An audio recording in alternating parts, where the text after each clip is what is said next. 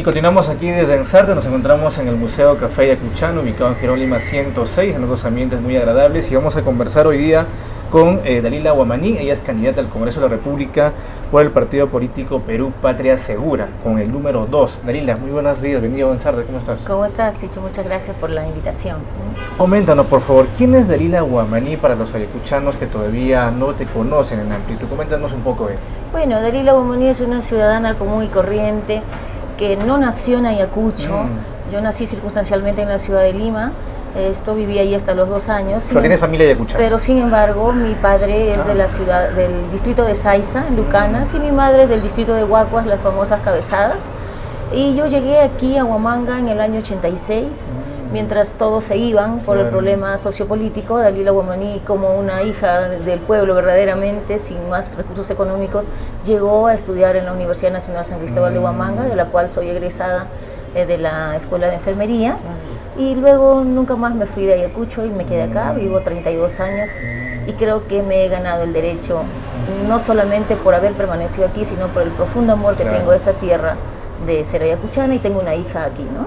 Ahora, tu experiencia profesional, laboral, ¿dónde te has estado desempeñando? Sí, mira, yo afortunadamente, digo afortunadamente porque sé que las oportunidades de trabajo son bastante escasas y hay que buscarlas con mucho énfasis. Mi persona, sin embargo, apenas terminé la universidad, yo terminé el 28 de febrero del año 98 y el 16 de marzo del año 99, del 28 de febrero del año 99, y el 16 de marzo del mismo año yo era funcionaria ya en la Municipalidad de Huanta, desde donde me inicié. Luego vine a la Municipalidad de Huamanga y de allí he hecho un recorrido por diversas municipalidades de la región, como Cangallo, como especialista para el Fondo Ítalo-Peruano de Género, y he estado también trabajando para el sector privado. He trabajado para el Banco Mundial en alianza con el Instituto de Estudios Peruanos durante 3 años, dirigiendo un proyecto precisamente de participación ciudadana y rendición de cuentas,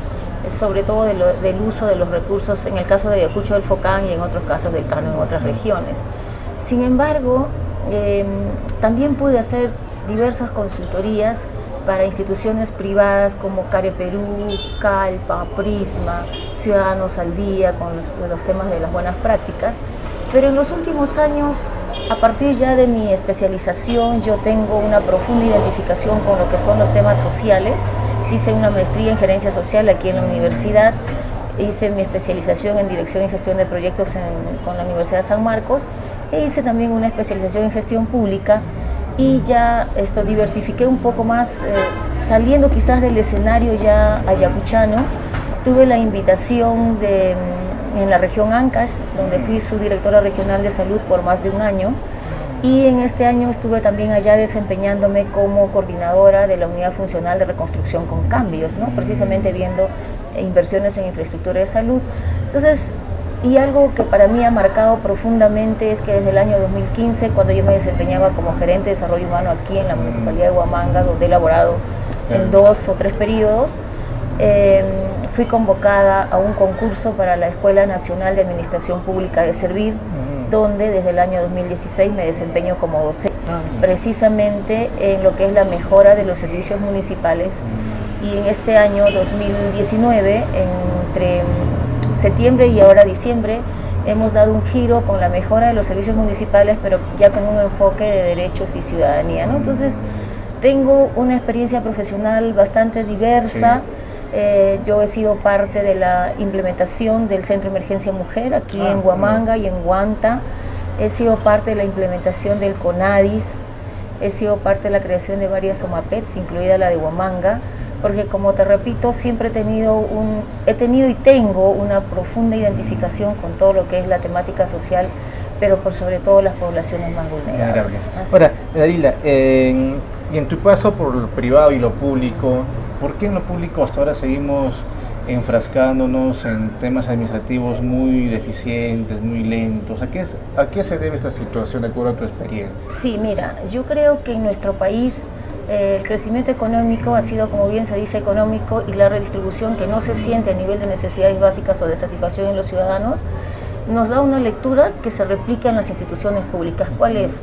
Hemos construido la infraestructura, que es la que más valor tiene para las autoridades y también para los ciudadanos, pero nos hemos descuidado de algo muy valioso, que es el capital humano, ¿no? Entonces, en esa medida, al ser descuidado el capital humano, no se han fortalecido capacidades ni desde el propio Estado, ni se han dado las condiciones en la misma población para poder, o en los mismos servidores públicos en este caso, para seguir teniendo la visión de que al entrar al servicio público no es para asegurarme un trabajo, ¿no? Ni un sueldo, y luego sentirme dueño de la institución y reclamar más y más incrementos, sino es que estamos teniendo la gran oportunidad de ser servidores para servir al ciudadano. Entonces, ese elemento central no se ha rescatado, por el contrario se ha perdido, y hay un elemento adicional que es el tema de corrupción, ¿no? Que hay que decirlo con las letras totalmente completas. Esto es un tema de sistema. Yo siempre digo, cuando trabajo en la gestión pública, de que el tema de corrupción no es apuntar hacia arriba solamente al gobernante o a la autoridad ni a los funcionarios, sino viene desde los niveles más bajos, desde el que ofrece, desde el trabajador que aunque sea por un puesto de trabajo por 1.200 te ofrece, no sé, 3-4 meses de sueldo, porque eso sucede en la gestión pública. Entonces, hemos descuidado el capital humano. Sin embargo, creo que en nuestro país desde el año 2013 se están dando algunos pasos que podría, o por donde se ha abierto, creo, una ventanita que no le estamos prestando atención. La ley de modernización de la gestión pública permite precisamente que se puede invertir en el capital humano, pero entonces ahí enfrentamos otros problemas, ¿no?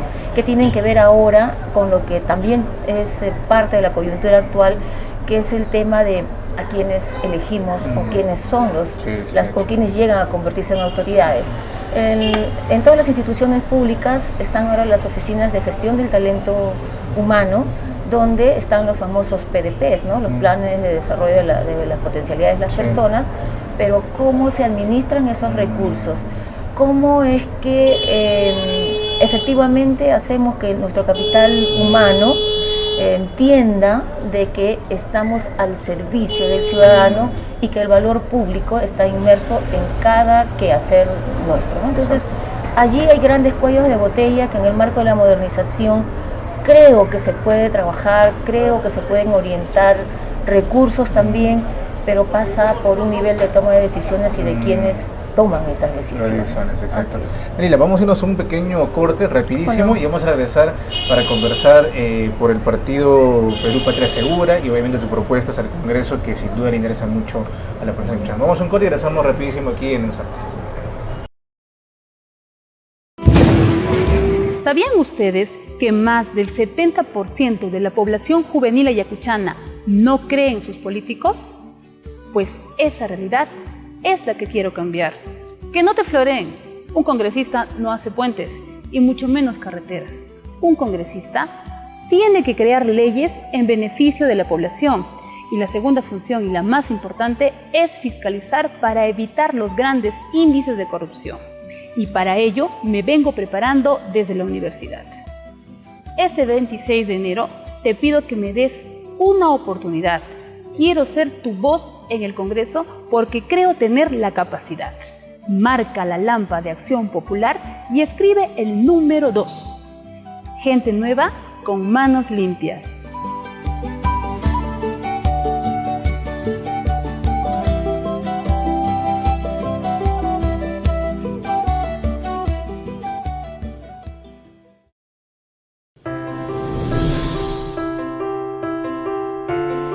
Muchos piensan que empecé ayer, pero no es así. Ya van 29 años. Nací el 30 de julio de 1990. La peor etapa en la vida de los peruanos, en especial la nuestra, en el que la violencia se tornó en el pan de cada día. Mi abuelo fue un gran hombre, luchador y hambriento de justicia. Dicen que por mis venas corre la fortaleza y deseo de lucha de mis abuelos. Parte de mi niñez fui testigo de la dejadez y abandono del Estado a los más necesitados. Siempre traté de destacarme en lo que hago. Durante mi primaria y secundaria, mi vida escolar fue muy activa. Los pasillos de Nuestra Señora Las Mercedes guardan gratos recuerdos de mis sueños, alegrías y anhelos. Aprendí de la vida muy pronto. A mis cortos 17 años conocí un sentido poderoso para continuar adelante. Me convertí en madre y con ella nacieron mis deseos de salir adelante por las dos. Las dificultades se convirtieron en camino obligado para conseguir más. Mi pequeña me necesitaba y yo necesitaba de ella para continuar la lucha. Vendí en las calles tara, cochinilla, desayunos. Nada me detuvo para continuar. Con el transcurso del tiempo y a base de esfuerzo, logré ingresar a la universidad, Facultad de Derecho. De pronto no solo era madre, también una estudiante con ansias de superación y deseos de nuevas oportunidades. No solo para mí, sino para todas las mujeres quienes necesitan ayuda. Mi lucha aún no termina, recién comienza. Seré la voz de ustedes en el Congreso, con toda la voluntad de escribir una nueva historia para nuestra región, devolver la esperanza y ser parte de nuevos actores políticos en Ayacucho.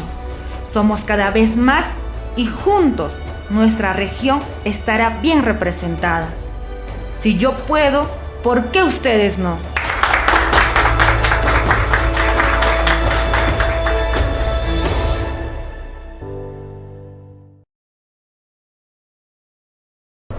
Y continuamos aquí desde el Café Museo Ayacuchano, ubicado en Girón, Lima 106. Estamos conversando con Dalila Huamaní, candidata al Congreso de la República por el partido político Perú Patria Segura, va con el número 2. Dalila, ¿cómo es la primera vez que participas en una campaña electoral o ya has tenido experiencia política? Miren, en el año 2001 mi persona fue invitada a hacer también una campaña congresal o un ejercicio al nivel de congresal, pero la verdad debo decirle, yo bastante joven, no adopté las medidas como tenían que ser y tampoco tenía las condiciones como tampoco las tengo en este momento económicas, pero siempre he tenido allí ese, llamémosle bichito, de querer seguir sirviendo desde los espacios donde se toman decisiones, ¿no?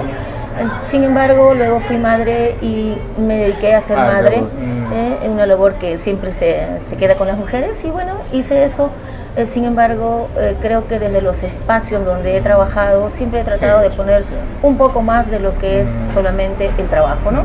Y ahora he sido ¿En aquella invitada. oportunidad en qué partido Lo hice con un movimiento independiente, Todos por la Victoria, del señor Ricardo Noriega, sí, de la de Lima, pero la candidatura la hice aquí en Ayacucho, sí. ¿Para la regiduría? No, para el Congreso, aquí en Ayacucho, sí. Pero también durante varios años, o en todos estos años, he seguido siempre recibiendo invitaciones, pero la verdad que mi labor de madre me redujo a eso. Claro. Y en este año, donde ya mi niña cumple 15 años, creo que he avanzado, creo también haberme fortalecido como persona y tener también ya más experiencia para poder participar con mejores condiciones, pero por sobre todo creo que el contexto demanda de personas que tengan no solamente el conocimiento y la experiencia, sino la mística.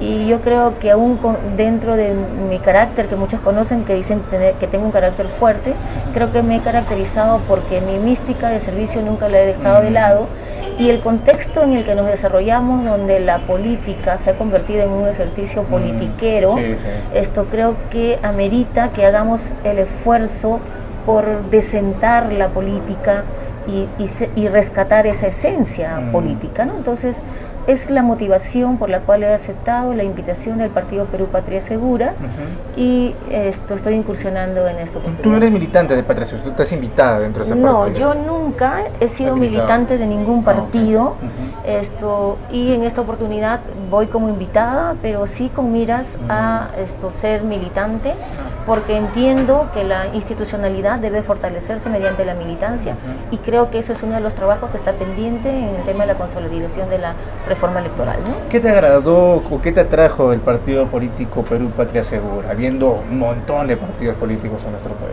Sí, lo primero que tiene candidatos nacionales como referentes nacionales, ¿no? El caso del señor Sillonis, que es quien encabeza la lista. El presidente de Ica. Él fue ex gobernador de la región Ica, donde hizo una gestión bastante buena, pero por sobre todo me llamó la atención el hecho de que él, habiendo ido por un partido, en este caso el partido fujimorista, tuvo la suficiente valentía para poder renunciar cuando lo extorsionaron para poder recibir algo de dinero a este partido y salirse de allí, ¿no? Entonces creo que ha dado muestras muy claras de no solo ser un buen gobernante para la toma de decisiones, sino también de decirle no a actos de corrupción. Entonces eso me llamó la atención, la orientación social cristiana que tiene a través de su visión y su doctrina, y también el hecho de que, lo digo con honestidad, no seamos o no hayamos sido los candidatos, ninguno de nosotros, no nos hayan solicitado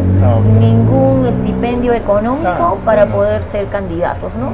Ha sido una invitación abierta, sin ningún condicionamiento, y eso es algo que me llamó la atención a poder aceptar y estar aquí incursionando en política. Dalila Wamaní, candidata con el número 2, ¿cuáles son las propuestas para estos 2 periodos legislativos, que es cortísimo, ¿no? Es 1 año y 4 meses aproximadamente en caso llegase al Congreso. Mira, realmente, como lo acabas de decir, es un periodo muy corto y por eso me llama la atención que otros partidos y otros candidatos estén proponiendo, por ejemplo, cambio de constitución, ¿no? Asamblea constituyente, legalización de la hoja de coca, industrialización y etcétera, etcétera.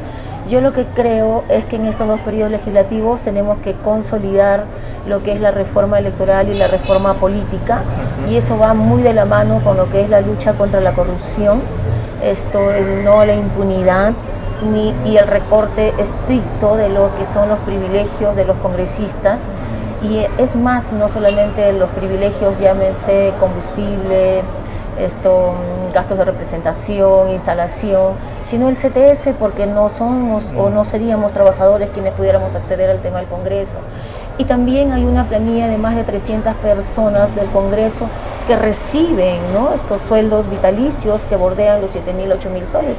Yo no entiendo cuál es el mérito para que estas personas reciban y por allí se nos escapen dineros que tendrían que ser orientados a otras situaciones o a otros sectores que para mí son importantes, ¿no? O sea, lo que estás dando a conocer es que hay gente administrativa que tiene sueldos vitalicios. Por supuesto. Como un presidente de la República. Podemos revisarlo. Hay una planilla de más de 300 personas del Congreso que reciben esto, excongresistas específicamente, claro, ¿no? Entonces, creo que eso no debe darse, definitivamente. Y sí creo que el congresista debe tener un sueldo medianamente oneroso, y yo creo que los 15.000 con los que se les remunera es lo razonable, ¿no? Entonces, eso es algo que lo llevo como una bandera, y no digo que lo llevamos como partido, es una propuesta de partido, porque tampoco se trata de ser voces solitarias dentro del Congreso, porque no podríamos lograr los consensos que se requieren. Eso va de la mano con el tema de consolidar, te decía, el tema de la reforma electoral, que pasa por ciertas situaciones, por ejemplo, como el de fortalecer los partidos, lo que te decía de hacer que sea determinante el tema de la militancia, para que no tengamos tantos saltimbanquis como los hemos tenido hasta el momento, y que se prestan pues a más actos de corrupción. Pero al mismo tiempo yo creo que tenemos que poner ciertos candados para quienes van a ser o quienes pretendan ser padres de la patria. Por ejemplo, para mí es inaceptable que personas que estén sentenciadas por omisión a la asistencia alimentaria y por violencia familiar sean candidatos. Yo creo que quien no es padre de sus hijos, menos podrá ser padre de la patria, porque seríamos muchos más hijos, ¿no? Entonces, millones de hijos, y en el caso de Ayacucho, miles de hijos, ¿no? Entonces, creo que allí hay situaciones que hay que seguir apuntando, y estas 2 legislaturas están en ese contexto. Entonces, allí tendríamos que darle fuerte, pero adicionalmente, y esto sí es como Dalila Wamaní, yo no escucho a nadie, a ningún candidato decir lo siguiente. Se ha hablado por años, Franceli, de que salud y educación son los ejes del desarrollo de una sociedad, y es verdad. Sin embargo, ¿quién apuesta por salud y educación verdaderamente? Nadie. Yo apuesto a que esta legislatura sí puede dar cumplimiento al acuerdo nacional que se firmó en la gestión del expresidente Valentín Paniagua. ¿Cuál es? Claro, en el 2001. ¿Cuál es? Deberíamos de hacer de que en el próximo... ¿Bicentenario? No. Ahora en el 2020, la próxima legislatura. la próxima legislatura, el presupuesto del año 2021 al bicentenario, debemos de llegar con un presupuesto por lo menos de 8% destinado a salud y educación. Y eso es potestad del Congreso, ¿no? Porque allí se aprueban los presupuestos. Entonces, y eso tendría que ir de la mano con recuperar el rol fiscalizador del Congreso, que se ha perdido y se ha convertido, como yo lo digo irónicamente, en un rol gestionador, ¿no? Para cobrar mis diezmos, ¿no? Entonces, el rol fiscalizador tenemos que recuperarlo, y si asignamos presupuestos a estos sectores que son verdaderamente el eje del desarrollo, tendríamos que fiscalizar que efectivamente esté orientado y se ejecute en cubrir las brechas en los dos casos: infraestructura, personal, ¿no es cierto?, equipamiento. En el caso de salud, yo tengo bien claro la brecha de recursos, tengo totalmente claro la brecha de equipamiento.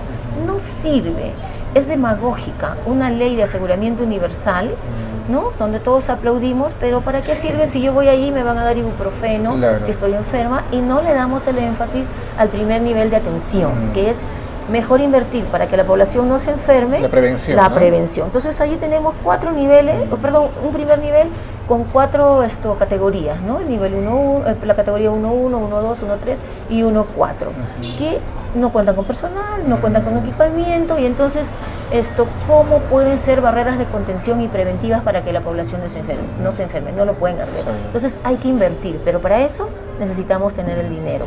Ahora, ¿consideras que esta cuestión de que Vizcarra ha dado el aseguramiento a través del SIS a más de 1 millón de peruanos es populismo?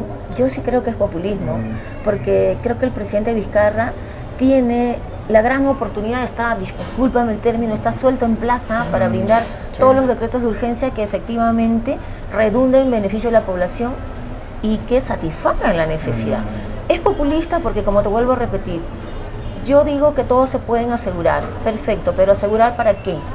¿Para recibir atención médica cuando se enfermen y una mala atención? ¿O los tengo que asegurar, como te vuelvo a decir, con un aseguramiento que tenga la brecha de recursos, el equipamiento, etcétera, para que se le enseñe a la población a no enfermarse, y que cuando se enferme llegue al nivel que corresponde, que ya es en la categoría, en el nivel 2 y en los hospitales, 2.1, 2.2, pero para que reciban una adecuada atención para la recuperación de su salud. Entonces, mira, creo totalmente que es populista. Y del otro lado de educación, Franceli, permíteme decirte que nadie lo dice. Yo vivo muy preocupada porque yo soy una muestra viviente, y todos creo que coincidimos que la educación nos hace libres. Y no hay bien más preciado para el ser humano que su libertad. Yo diría que más allá de la vida, incluso la libertad. Y en esa medida, ¿cuántos se preocupan verdaderamente por la educación sin presupuestos? Hemos incrementado coberturas, pero ¿cuántos realmente concluyen la secundaria? ¿Cuántos acceden a niveles de educación superior? Técnica o universitaria. No importa, técnica universitaria es válida, ¿no? Pero ¿cuántos acceden? En el año 2007, el censo del año 2007 decía que estábamos sobre 2.8 los que llegábamos a educación superior. En el año 2017, que ya tenemos resultados del censo, estamos aproximándonos al 10%. Pero ese 10%, Franceli, no es por la educación pública. Hemos tenido el boom de la educación privada, que ya vemos los resultados que ha tenido, ¿no? Y donde también hay que poner atención y revisar, definitivamente. Pero el Estado, ¿cómo protege o cómo garantiza que estas grandes mayorías, esta población joven, ¿no es cierto?, este bono demográfico que tenemos, efectivamente se pueda convertir en un motor de desarrollo, si no les damos esas oportunidades? Entonces, allí, y yo invito más bien a los demás candidatos a que nos pongamos de acuerdo y como ayacuchanos efectivamente llevemos esta propuesta y cerremos filas para que al bicentenario tengamos mayores presupuestos para salud y educación. Un claro ejemplo es lo que vivimos hace poco, el examen de admisión de la UNS, ¿no? Más de 7.000 postulantes, ¿para 650 vacantes, o sea, quedó como 6.000 y tantos jóvenes fuera, no van a saber qué hacer. ¿Qué van a hacer, no? Si a eso le unimos de que no hay oportunidades de empleo o hay subempleo, entonces ¿de qué motor de desarrollo hablamos? Y permíteme allí plantearte una iniciativa legislativa que tengo también como Dalila Wamaní, que es el tema de apostar por la protección de la familia disfuncional. ¿Qué significa eso? El Estado efectivamente no está apostando a la protección de la familia como célula básica de la sociedad, ¿no? Y eso va también del tema, de la mano con el tema de educación, porque en la comunidad educativa recuerda que hay una trilogía, el docente, el alumno, pero también los padres de familia. Entonces no se está trabajando, claro, no hay recursos, si hubieran podríamos trabajar esos programas. Pero del otro lado, este censo del año 2017, Franceli, te invito a que lo revises, nos está diciendo de que en el país estamos muy cerca al 30% de mujeres madres de familia.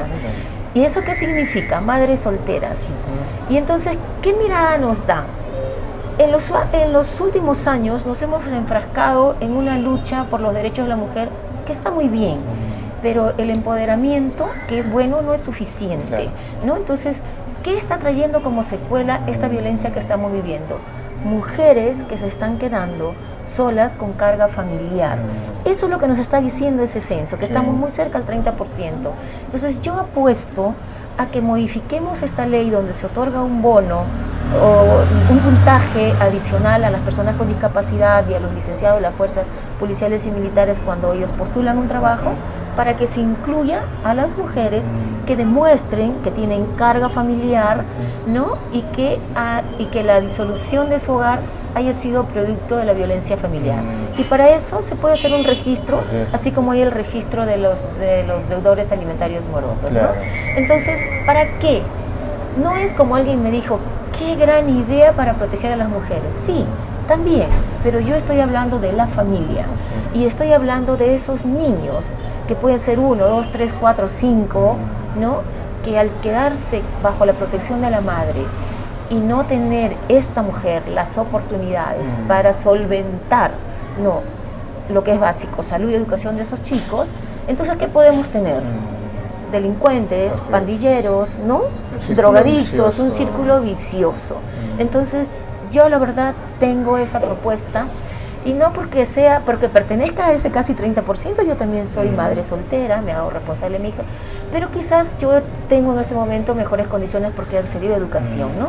Pero por eso también digo de que hay que proteger a estos chicos para que accedan a buena salud, que accedan a educación y que más adelante puedan efectivamente contribuir al desarrollo de nuestra sociedad en buenas condiciones. Ahora, ¿cómo tú lo ves este tema en Bolivia, por ejemplo? Estamos escuchando algunos spots aquí en unas radios, en la Universidad Boliviana invita a toda la población de Ayacuchán y nos imaginamos que a muchas partes del país y del mundo a que postulen a su universidad de un ingreso libre, ¿no? Libre, sin examen de admisión, y me imagino pues que ya dentro de la universidad era una clasificación de los estudiantes que quedan y quienes no, ¿no?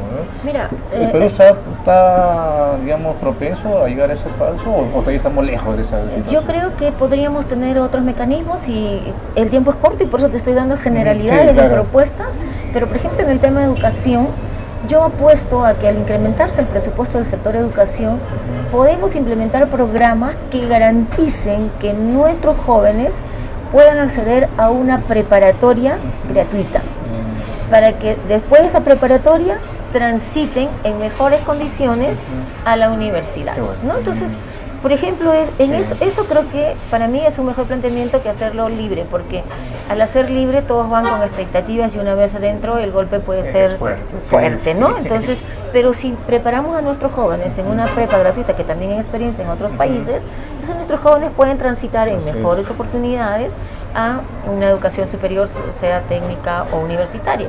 Pero sobre todo, si tenemos los presupuestos para garantizar mejor formación, mejor instrucción, porque ojo que formación e instrucción no es lo mismo, ¿no? Desde los niveles de formación primaria y secundaria, pues tendremos mejores jóvenes en mejores condiciones de llegar a la educación superior. Bueno, acabas de acuñar hace un momento una palabra que me parece que va a ser parte de la campaña gestionadora. Le has mencionado a algunos congresistas que están proponiendo muchas cosas y observamos nosotros en las redes sociales a Percy Rivas, candidato de la agrupación, que en un video que le ha difundido señala que en caso llegase a ser congresista va a coger los proyectos y lo va a agilizar entre los ministerios. ¿Y eso no es la función del congresista o me equivoco? Mire, tenemos 3 funciones específicas los congresistas y no nos dejemos engañar por más de lo mismo, ¿no?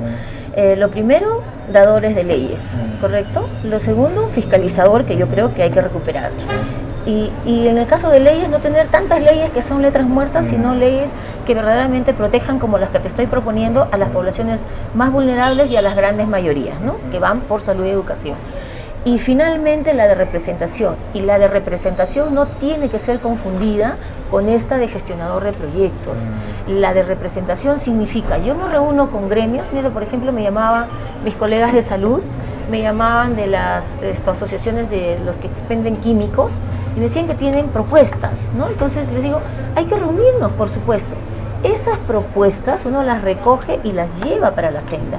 Esa es la labor de representación. Nosotros no somos gestionadores de proyectos. Nosotros no ayudamos a agilizar. ¿Saben por qué? Porque eso sirve para hacer más de lo mismo. Toco la puerta de un ministerio para llevar el proyecto tal, del alcalde tal, que va con su chanchito, con su panchapla, con su queso, pero además yo le cobro cuando salga el proyecto lo que me toca a mí. Mi diezmo. Y cuando yo peleo por el presupuesto de la República desde el Congreso, no estoy peleando por el presupuesto del sector que realmente le debemos orientar, ¿no? Sino estoy peleando por ver si el proyecto que yo he ofrecido, que va a aparecer, está inmerso o no. Y si es que no está, no importa, cámbienlo, quítenle donde sea, no me importa, que aparezca mi proyecto para yo poder tener mi diezmo, ¿no? Entonces yo creo que eso hay que ponerle un alto. Exacto. Y este es el momento. Entonces yo la verdad sí animo a que la población cumpla en estas elecciones el rol que le corresponde y que aprendamos de lo vivido. Con esta disolución del Congreso ya tenemos 2 disoluciones, sí. 2 entre comillas dictaduras, ¿no? Entonces ¿nos sirvió la primera? ¿Aprendimos de la primera?